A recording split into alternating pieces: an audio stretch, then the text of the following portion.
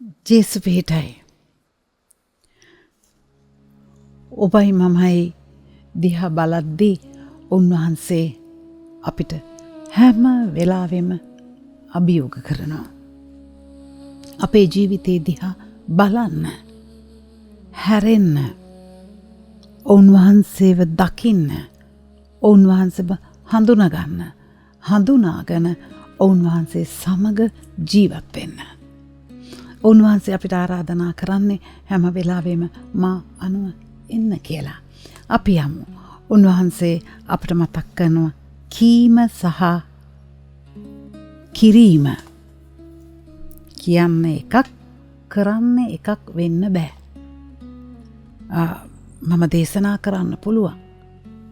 මම හැම ඉරු දිනකම පල්ලි යන්නත් පුළුවන්. හැමදාම පල්ලි යන්නත් පුළුවන්. හැමදාම දේශනා දෙන්නත් පුළුවන්. හැබැයි උන්වහන්සේ කියනවා කීමයි කිරීමයි දෙකම එකක් වෙන්න ඕන. අපි යමු. උන්වහන්සේ මෙහෙම කියනවා සුදෝමතයතුමාගේ සුවිශේෂී 7 වෙනි පරිච්ඡේදයේ 21 සිට. උන්වහන්සේ නිතරම අපිට අපි කවුරු හෝ වේවා අපිට අභියෝග කරනවා. ස්වර්ගයේ වැඩවසන මාගේ පියාණන් වහන්සේගේ කැමැත්ත ඉටු කරන අය මිස මට ස්වාමිනී ස්වාමිනී කියන සියල්ලෝම ස්වර්ග රාජ්‍යයට ඇතුළු නොවන්නෝය. අභියෝගයක් නෙවෙයිද? මම මේ හාස්කම කළා. මම මේ අහවල් තැන සුවමෙහෙයක් කළා. මම අහවල් තැන දේශනා දුන්නා. මම හැමදාම පල්ලි ගියා.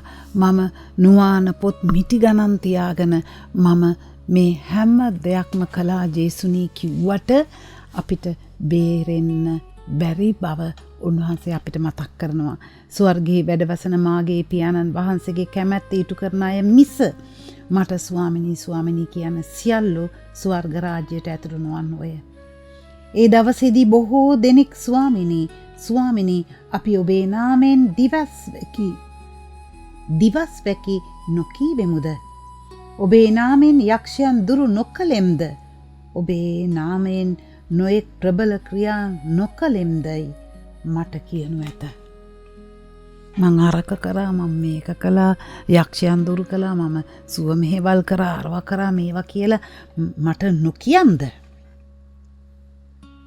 මට කියනු ඇත.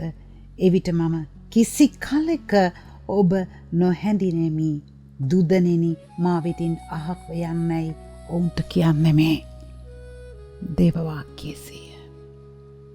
මම කොච්චර උන්වහන්සේගේ වචනය කතා කළත්,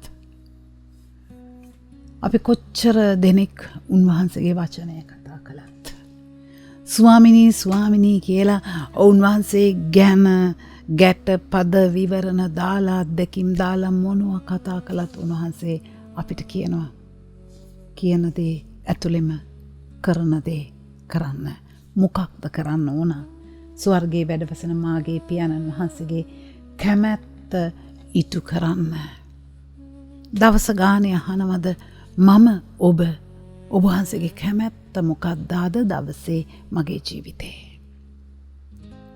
කැමැත්ත මොකක්ද? අහනවද? ජීවිතේ හැම ගන්න යන තීරණයක් ඉස්සරහ පිටම අහනවද මම මොනවද කරන්න ඕන? මේක කරන්නද? මේක එපාද? මටම ඕන දේද මම කරගන්නේ? උන්වහන්සේ අපව අවදි කරනවා මගේ පියාණන් වහන්සේගේ කැමැත්ත කරන්න. එවිට ඔබව මම ස්වර්ගයට බාර ගන්නවා. ආමෙන්. ජේසුස් පිහිටයි.